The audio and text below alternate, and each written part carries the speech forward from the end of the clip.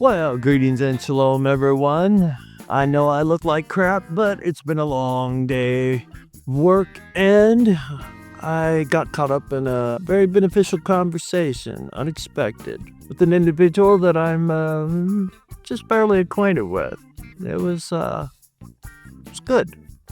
But anyway, I wanted to make sure to get you out a video, and I realized it's been a long time since we've updated the Bradford Dee Scott archive. For those of you who don't know who Bradford Dee Scott is, well, Brad Scott is one of my favorite Hebraic teachers, a profound preacher, and quite frankly, I just like the way he taught. And Brad did pass away a number of years ago, leaving us with a plethora of teachings to delve into and enjoy. But unfortunately, the only place I could find them available is over on the old Wild Branch Ministries website. And I think his wife still keeps up to date on that. I'm not really sure. I haven't seen a whole lot going on over there since Brad's death, but nonetheless, there'll be links down below.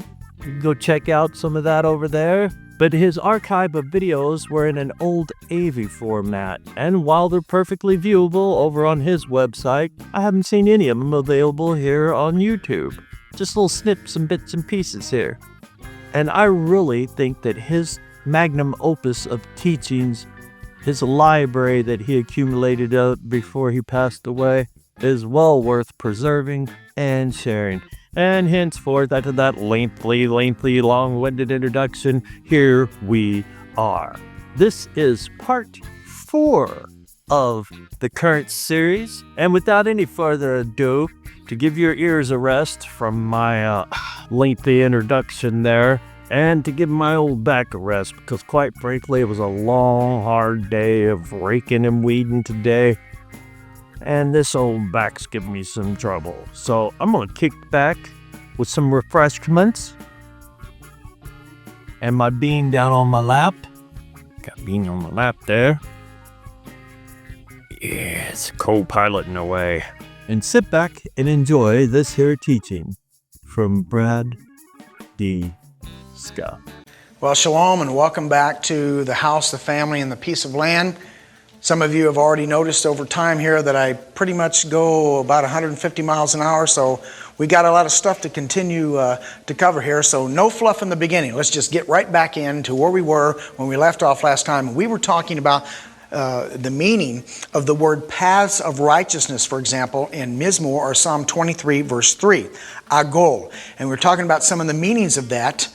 And this we were discussing God's cycles, and the fact that God's righteousness is found in those cycles from the very beginning. Now, why is that so important to grasp? Because that's the nature of a father. That's the way we are supposed to teach our children. I think I've spoken before about how it's my belief that the most important characteristic of our Creator is not Yahweh, and it's not Adonai, and it's not El Shaddai, and not Elohim, and so on and so forth. It's Papa. It's Abba. It's Father, Av, in the Hebrew. Why? Well, because that's the one that we can relate to the most. And that's why it's so important that we be good earthly fathers, because many times we're representing that father to the world. And so we can relate to a father. And that's the way fathers and mothers are designed to teach kids. We teach them over and over. We're constantly looking for examples to teach our kids lessons. How many times have you said to your children, "How many times have I told you that?" That's because that's the way fathers are designed to teach. It's in a natural picture, once again, of a house, a family, and a piece of land. And so we've been talking about this word agol, ayin gimel lamed, and we were in Yaakov, or James, in your English Bibles, chapter 3, and I was talking about the fact that chapter 3, verse 1 starts out by giving a warning to those who are teaching. Why? Because when people teach, it's words that come out of our mouth. It's words. And so now he's going to go right to the tongue. In Yaakov chapter 3, verse 2, he says, "For in many things we offend all. If any man offend not in word, the same as a perfect man is able also to bridle the whole body. Behold, we put bits in horses' mouths so they may obey us, and we turn about their whole body. Behold also the ships and the rudders and so forth. And then when you get down to verse 5, it says, even so the tongue is a little member and boasts great things. Behold how great a matter a little fire kindleth. Now the point of this, once again, is Paul's not talking about the physical, Yaakov is not talking about the physical tongue here. He's talking about the words, the teaching especially that comes out of our mouths. And the Father already knew from the beginning that His own people would corrupt His ways. And that's why the prophets are filled with the corruption that would take place even in the latter times. And so the Father told us and prophesied that in the latter days, I will restore all these things back. I will restore, I will redeem, and return. All those words are used, especially of Elijah's ministry. And so he goes on in verse 6, and he says, and the tongue, or the words, is a fire, a world of iniquity. So is the tongue among our members, that it defiles the whole body, and is set on fire of hell. It sets on fire the course of nature. Now, if we can bring up back on the screen what we have there right now. There's James chapter 3, verse 6. On your screen, it says, and the tongue is a fire. Can we put it on? Oh, it is there. Oh, it's just a different color. Okay. The tongue is a fire, a world of iniquity. Hey, we're all family here.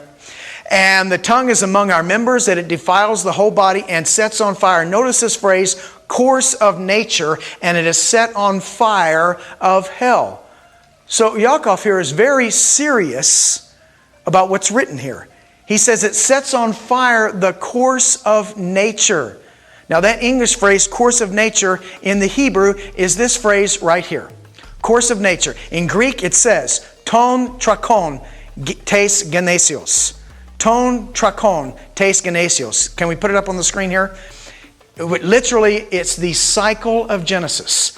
Ton trakon tes genesios in the Greek here. I don't even need to take it back to the Hebrew. The cycle or wheel, because trakon in Greek is the word for wheel. It's the same word used in Ezekiel's wheel, in Ezekiel chapter 1. And that is ophan in the Hebrew. The word for wheel and cycle here, as in a bicycle wheel or a chariot wheel, is ophan in the Hebrew. And so as a matter of fact, we get our English word fan. The English word fan comes from the Hebrew word ophan. Why? Because if you look at a fan, it's making a cycle, a real fast cycle, but it's making a cycle. And so these words Yaakov is teaching here are going to destroy. The phrase set on fire is not a good phrase. Set on fire the wheel or cycle of Genesis. So one might ask, well, what in the world is the cycle of Genesis? Well, I hate to do some shameless promotion here, but I have a series called Ezekiel's Wheel in which I go into the details of that. But suffice it to say, God establishes His cycles in the very beginning. And it's His cycles that He placed His righteousness in from the very beginning. And so in the beginning, He says these things are not only good, but very good. And then He says, now go forth and multiply once again. Very simple principles that I don't think we quite take them to the full meaning of what God meant for them to be in the beginning, because He is consistent with those principles all the way to the end. Like kind begets like kind. I already did everything that needs to be done with all my creation in the beginning. I made it good, and not only good, but very good. And now I've designed it to where you go forth and you multiply after yourself. Well, somewhere halfway in between, the whole evolutionary process took over, and we started doing something totally different than we did at the very beginning. And then we wonder why we have these problems. Now, this word agol is ayin, gimel, lamed, but it's based on the word gimel and lamed. Here's another example on your screen right now. Proverbs chapter 4, verses 26 and 27 says this. Ponder the path. Now there's that linear term in English, but in Hebrew it's cycles of your feet. Let all your way. Now notice the word feet, because the gimel is represented by the foot in Hebrew, the letter gimel, the G sound. Let all your ways be established. Turn not to the right hand nor to the left. Remove your foot from evil. Now how do you remove your foot from evil? By pondering my cycles. That's how you do that. You ponder my cycles, not your own. So you don't turn to the right and you don't turn to the left. You stay on my cycles and you do it my way. Now this word agol is made up of the gimel and the lamed. Now let's go to the board, because I've already drawn some stuff here on the board for you that are the root of this, or the root of this word. And so the word gimel and lamed, which is the base of kaf and the base of these cycles, is a G and an L. It means a cycle or to roll. This is what it looks like pictographically. The gimel is represented by a foot. That's the G. And the shepherd's staff represents the lamed. That's the basis of this word right here. Every time this letter changes, it's going to change all the nuances of what the word means. But every single Hebrew word that has a gimel and a lamed in it has something to do with rolling or making a cycle. Gilgal and words like that. And I've given you a couple of examples here on the board, because the idea is a foot and leading. And God's ways are His cycles. All right? So our foot or our walk, how we walk and how we are led, is either by God's cycles or our own. And the picture, us going unto our own ways, is in the calf worship when they come out of Egypt. And I submit to you, over and over and over again throughout the Scriptures, God's people are always going to wander away from His ways and do it their own. And the Father's constantly having to bring us back to His ways from beginning to end. Aren't you glad that we have a loving Father and Creator who every time we fall, He's willing to pick us back up? He's got a lot of patience. If I was God, I would have zapped you guys out a long time ago. There wouldn't be a single person left on the face of the earth, including me. I'd be gone too. But He's a loving, patient Father. And He's constantly seeing us fall down, and He picks us back up. And we've been doing the same thing for 2,000 years as well. I've given you some other examples of this word. For example, galah in Hebrew, G-A-L-A-H, galah, which is where we get the word galut from, which is the Hebrew concept of the exile, the galut, the dispersion out into the nations. It's made up of this G and this L. Now, literally, this word means to expose. Galah means to expose or reveal something. It's translated to reveal and to expose. And so the idea of the exile, the casting out of His people, of Israel, out to mix among the nations, is that if they would have stayed under His wings, He would have protected them, just like Adam in the garden. He would have watched over them and taken care of them. But since they wanted to go do their own thing, like the prodigal son, because they got scattered throughout all the world and mixed with the other nations, now they're exposed to the same elements that all the nations are. The same heat, the same desert, the same dry wilderness. That's why the pattern of Adam in the garden, he's going to be the pattern for this constant exile. God gives His commandments. We turn away from them. He brings us back and restores us and redeems us. We turn away from His commandments. He brings us back and restores us. This constant picture of man being cast out into the wilderness to compete with the rest of the world for his bread is Adam being exiled out of the garden. What does it say? What's the earth going to produce for Adam now? Thorns and thistles. As opposed to a beautiful garden with tomatoes and peppers and lemons and kumquats, whatever those are, okay? And he would have had that, but no, he had to do it his own way. And so the whole idea of this is to expose. Now, what does that mean? What does that have to do with a G and an L? Well, let me explain it to you. The picture of rolling is the picture of taking something, a large rock on the ground, and rolling it over, because as you can see, this is like a pebble or a stone. And you roll it over, and when you do it, you expose what was underneath it.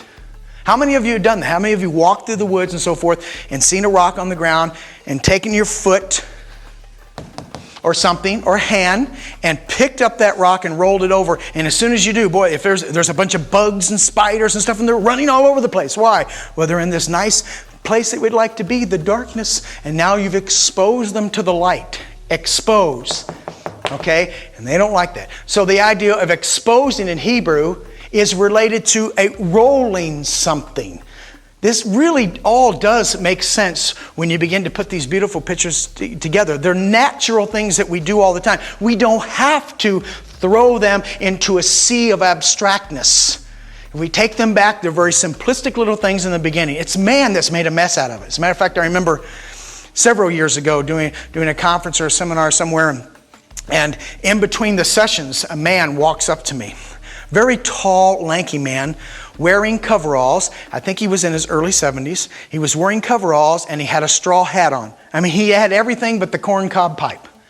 And he walks up to me, and here's what he says. He says, Brad, he says, I'm just a simple man. He says, I don't understand all this parsing and conjugating and all kind of stuff. I don't understand. I'm just a simple man. And I turned to that guy and I said, well, then you're the one that's going to get it, sir. You're the one that's going to get it. Because I know I overuse this word, but once again, it's pin-headed intellectualism that's been the biggest part of the problem of the chaos, theologically, religiously, whatever word you want to use in our culture. I believe that the Father today is saying something very simple to you and me. And it's in the parable of the prodigal son. He's saying simply these two words: come home. Go back home.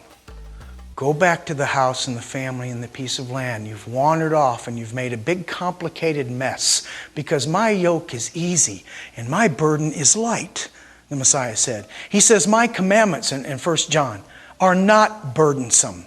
Man has made them burdensome, and mostly because most men don't even know what the commandments are, but they are the guide and the blessings for our life. The commandments have never been our salvation. They've always been our blessing. And when we get to the Hebrew word yara, which is the root of Torah, here in the next couple of sessions, you're going to see why God displayed the teaching that it's for by grace through faith that you're saved, that not of yourselves, in the meaning of the word for law, that we translate as law in English in the Hebrew. And you're going to see that beautiful picture when we get to it. But meanwhile, Galah is from this root, the Gimel and the Lamed, to roll over, to expose. Goel, Boaz, the Redeemer, the kinsman Redeemer, the story that you've heard all about in the book of Ruth, is translated as redeemed. But once again, that's an abstract word. And when you take it back to its simple little picture, to bring back around. The picture is shown in rolling a stone over and then rolling the stone to bring something around, because God operates in cycles. So He's bringing you back. Redeeming is the abstract word, but the picture is actually of a cycle. Coming back to the same place that you started at. Gil, the Hebrew word gil, means to dance in a circle. In Hebrew, it means also not just to dance in a circle, but if I had something here to do it with, I'd show you. We'd probably get a little dramatic and I'd probably bust the microphone, but literally, this word gil in Hebrew, which is used when Yeshua rejoices. I believe it's in Luke chapter 10, verse 22. It says Yeshua rejoices in the Spirit. Literally, that means he jumped up in the air. Literally jumped up in the air and spun around and landed. I mean, he did something. He just didn't rejoice in his heart. He didn't stand there, well, I'm rejoicing in my heart. No, he literally got up and danced in a circle. Luke chapter 10, verse 22. So that's the basis of Gil. Megillah. Some of you are probably familiar with Megillah.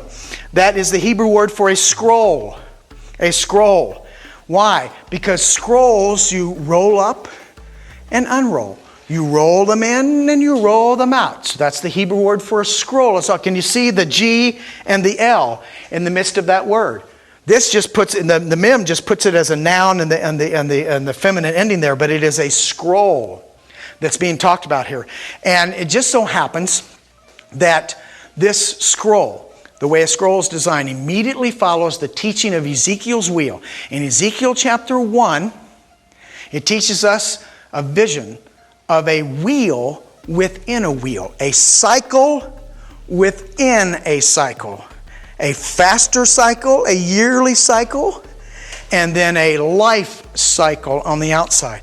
And because he knew that his people, house of Israel, would be scattered unto the nations and mixed with all their ways and end up doing calf worship and so forth and establishing their own cycles, he tells Ezekiel to take this image, which is a beautiful picture of the Messiah himself, because remember, it's the image of a man. Now within that man is four faces, which is a perfect picture of not only the four Gospels and not only the four camps surrounding Israel, but a perfect picture of what we call in Hebrew the Pashat, the Remez, the Drash, and the Sod. Those are the 4 levels of Hebrew interpretation that I think we've glossed over in the past for a little bit. But every verse in the Bible has those 4 levels. I'll say it again. Every verse in your Bible has all 4 of those levels of interpretation. Why? Because unless you understand all 4, you will not get a full view and a full picture of what any verse means. So in every verse in the Bible, we look for the Pashat, the Remez, the Drash, and the Sod. Why do we look for those? Because if we incorporate all 4, we have a full picture of what the verse is saying. And so there's 4 faces in that wheel, within a wheel. And those 4 Gospels, Matthew, Mark, Luke, and John, if you only look at who the Messiah is through Mark, you're not getting the full view of who the Messiah is. If you only look at John, which is the Sod, then you're only getting a mysterious view or a hidden view of the Messiah. You have to have all 4 Gospels to get a full view of who Yeshua the Messiah is. And that's the teaching of the Pashat, the Remez, the Drash, and Sod, and it's all in Ezekiel's wheel as well. And so if you read Ezekiel's wheel in Ezekiel chapter 1, he finishes it by saying this: take this vision to the rebellious house of Israel. That's Ezekiel chapter 2, verses 1 and 2.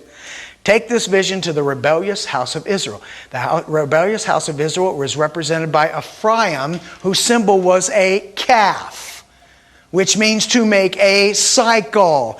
And so they established their own calf worship, their own cycles, their own yearly cycles, and you know what those are, okay? Here comes Santa Claus, here comes Santa Claus. Okay, whatever. We established their own cycles, and God's constantly having to reach out to his people and say, no. I established my ways in the beginning. And I told you to go forth and multiply after yourselves like kind.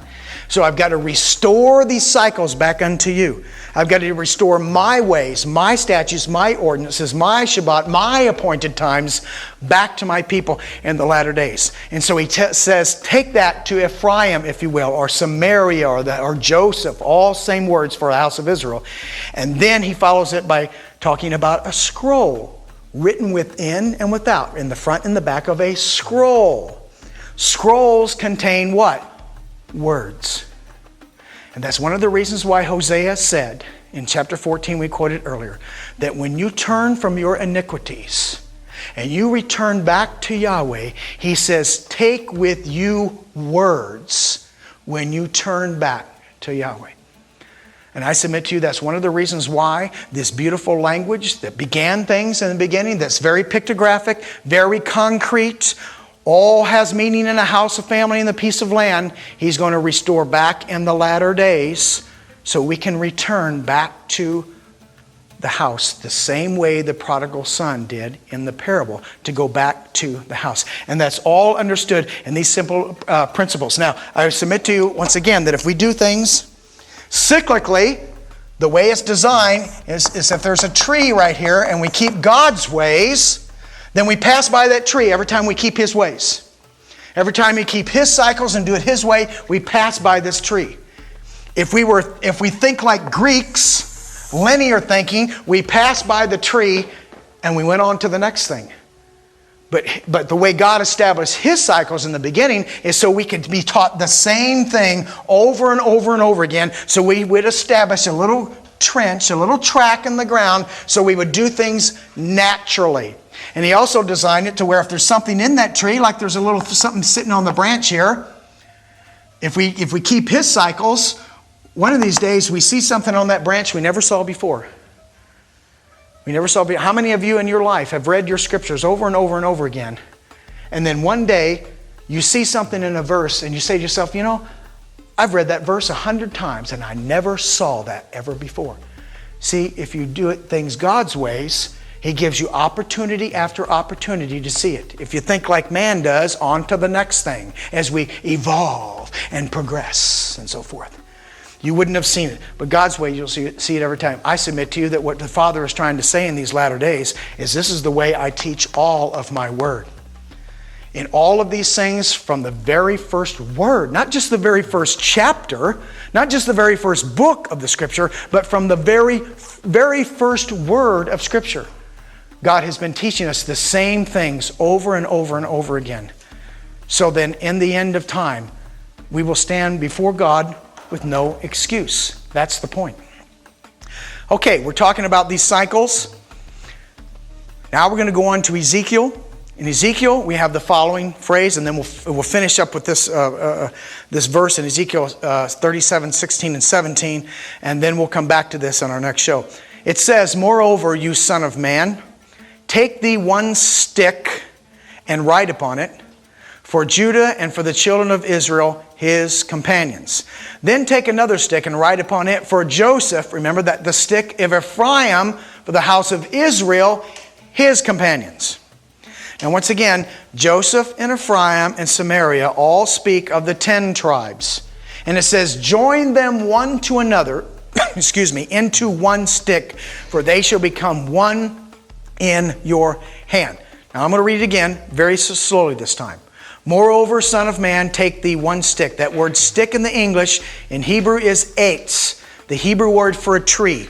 Eitz. It's translated as a stick, but it's literally the Hebrew word for a tree. So we're going to see 2 trees here made one, and then we're going to go to Romans, and we're going to see 2 trees that are going to be grafted into one tree. And in the beginning in Genesis, we start with 2 trees in the garden. And then when we read the book of Revelation at the end, guess what? There's only 1 tree. So we have 1 tree in the beginning, 1 tree in the end. 1 house in the beginning, 1 house in the end. 1 person in the beginning, 1 person in the end. 1 land in the beginning, 1 land in the end. 1 language in the beginning, 1 language in the end. And then he says, take that tree, write upon it for Judah and for the children of Israel, his companions. We're going to investigate next time this word companions. Then take another tree and write upon it for Joseph, the stick of Ephraim, and for all the house of Israel, his companions. So Joseph and Ephraim represent the house of Israel, which happens to be one entity in the covenant. And the other stick, Judah, represents the other tree or the other entity in the new covenant. Remember, Yirmiyahu, or Jeremiah chapter 31 tells us, repeated in Hebrews chapter 8, that the new covenant, technically in Hebrew, the renewed or restored covenant. Remember the whole concept of those R words? Going back to the way it came. See, the reason why that word renewed there is used is because that's the Hebrew word that's used for the moon, the phases of the moon. The moon starts out as a new moon, goes through its phases, and comes back to what? Where it began. And that constant picture every month of seeing the new moon go through its phases up to, waxing into a full moon and then waning back to a new moon every month is God constantly teaching you. See how that works? That's how my word was designed in the very first place. But you all have changed it, and you've corrupted, and you've established your own cycles, and you didn't stay with mine. And so these pictures are shown over and over and over in the renewed covenant, the picture of the moon, I will make with the house of Israel and the house of Judah. He's going to restore something that was once one, divided because of sin, and then he's going to bring them back to that one house with one shepherd, one fold, and one shepherd over the fold. That's exactly what John chapter 10 teaches, is that the purpose of the death and resurrection of the Messiah, according to John chapter 10, was to make of 2 one fold with one shepherd. That's the whole purpose of the death and resurrection of the Messiah. And it's clearly seen in these words. And we're going to take these words companion back and see what they mean as well next time I'm with you. So in the meantime, cling to your roots, that your days may be long and you will prosper in everything you set your hand to do. Shalom Aleichem. Well, there you have it, folks. As always, a pleasure to listen to and beneficial as well. So many of us, believers and non-believers alike, have a tendency of one and done when it comes to not only the Bible, but maybe even our interpersonal relationships. And unfortunately, that also spills over often into our walk, our salvation. But as Brad just showed us, that's not the way. The way is a cycle, coming back to it, coming back to the Word, coming back. We're all sinners, and we all have to repent, turn back, and come back to the Lord. That's on a daily basis as well, folks, as the big wheel. So after we're done here, how about we get off here and get down on our knees, do a little repenting and prayer, eh? It's the best way I've ever found to end today. Anyway, thank you for joining me here. If you enjoyed this little series of Brad Scott's and you enjoy this Brad Scott archive, you know what to do. If you're over on the YouTubes, give us that old thumbs up. Go next door. Share that love by hitting that share button. If you're over on the Rumble, give us a follow, give us a like.